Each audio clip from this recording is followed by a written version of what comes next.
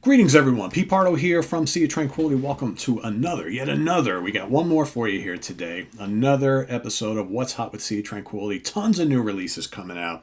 And I'm trying to get as much in this week as possible because next week is going to be really busy as we lead up to Sea of Tranquility Fall Fest. And I just don't know how much new album listening to or reviewing I'm going to get to next week for next Wednesday. You may get one or two. You're definitely going to get the new Blind Guardian next week. And I may even sneak that in sometime between now and then and do a non-Wednesday review show for the Blind Guardian because I know a lot of people have been waiting for my review on that, and I'm like 3 listens in. I probably need another 1 or 2 before I really come to grips with it. So that's coming. You'll either get it next Wednesday or sometime in between. But this one I did want to talk about today because this is a killer album. It's the first full-length album from this band from Philadelphia, Pennsylvania. A 3-piece called Heavy Temple Lupi Amoris is the name. Look at that album cover, right? Yes, you can safely assume this is somewhat of an occult doom stoner band, right? Let's take a look. There are the 3 of them. I will tell you who they are in a second. Love the artwork and the photography on this. Really cool.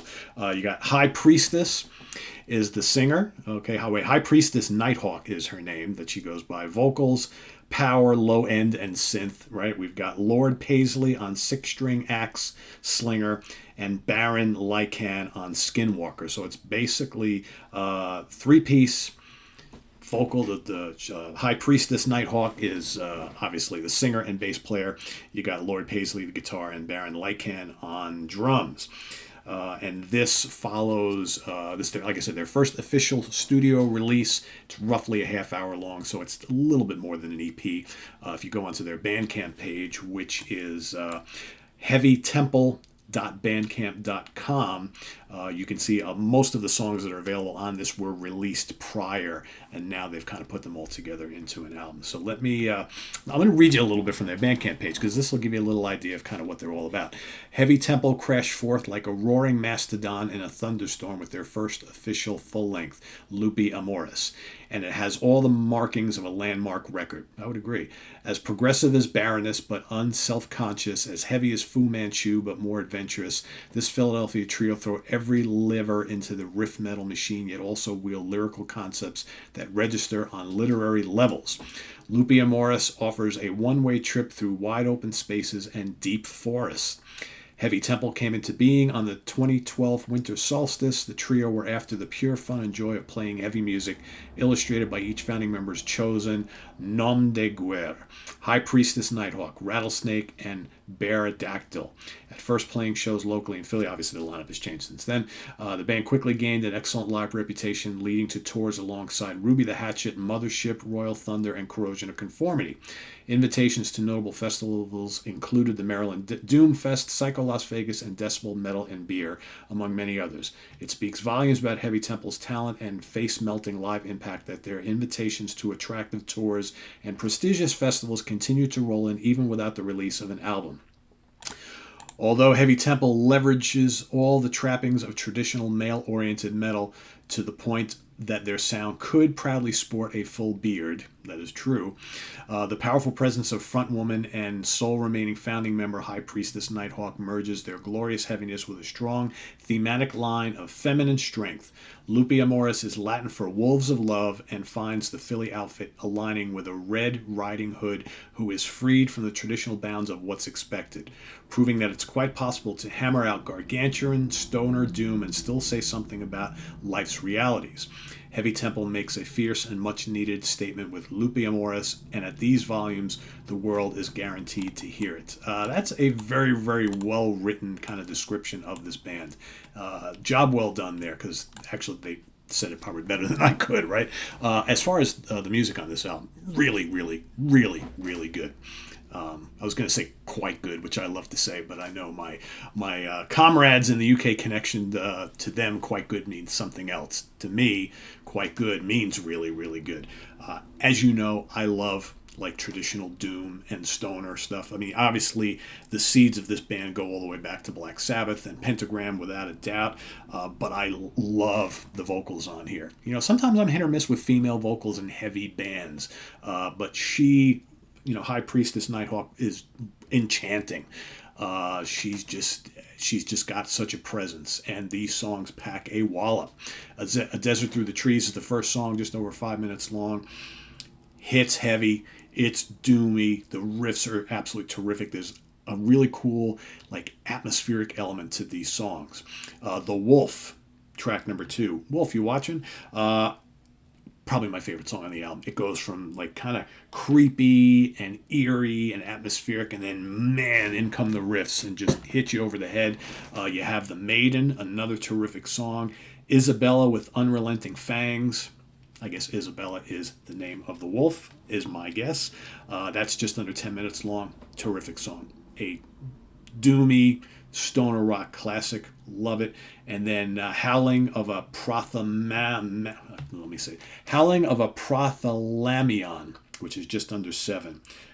Also terrific. Great riffing, but again, moody, creepy.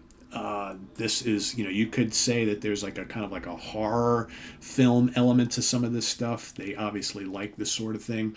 I love that sort of thing, as you guys know, right? So to me, this hits checks all the boxes for me. I love this sort of thing. So Heavy Temple, Lupi Amoris, killer, absolutely killer. If you like doomy stoner rock with amazing riffs, enchanting female vocals, creepy horror occult vibe, right? But just loads of atmosphere, and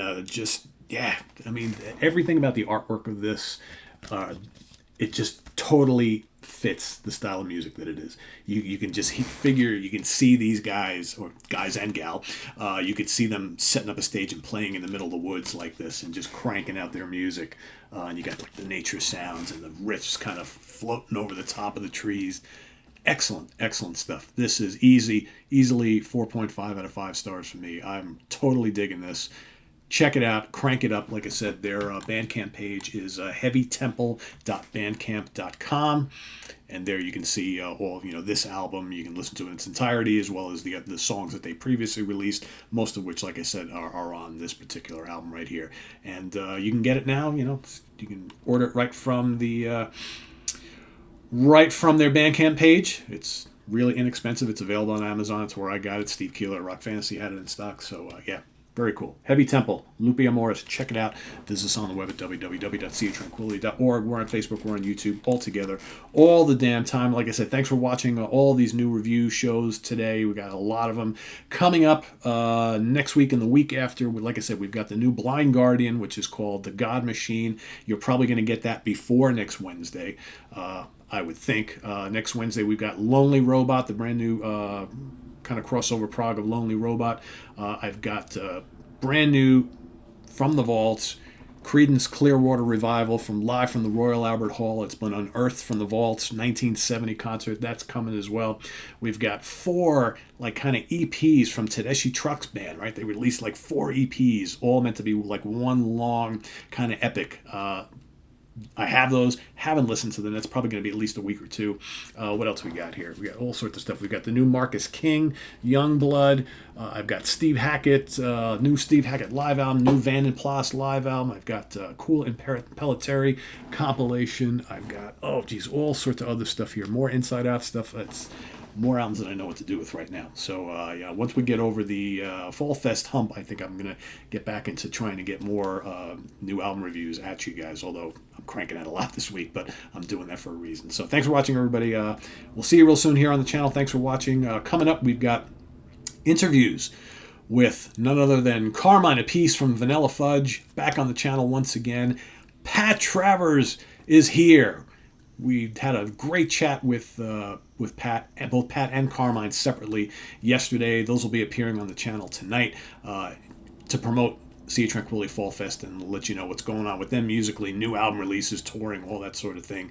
2 absolute legends. They both have such great stories to tell and stories about each other as well. So that was really cool talking to both of them, and that'll be posting here tonight on the channel. So be on the lookout for that. We got Monsters Den tomorrow. We're going to be ranking the Batman film franchise, and then Friday morning at the Funhouse with Martin Popoff, of course. UK Connection on Saturday. We'll be doing our favorite, least favorite, albums from Nightwish. And then we've got Ranking the Albums coming up on Sunday. The great Swedish prog band Anecdoten, myself and Ken Golden will be ranking their catalog. So a lot of exciting stuff happening this weekend and the rest of this week as we lead up into Fall Fest in just a week and a half. So look to see you all there, all right? Take care, everybody. I am Pete Pardo. Bye-bye.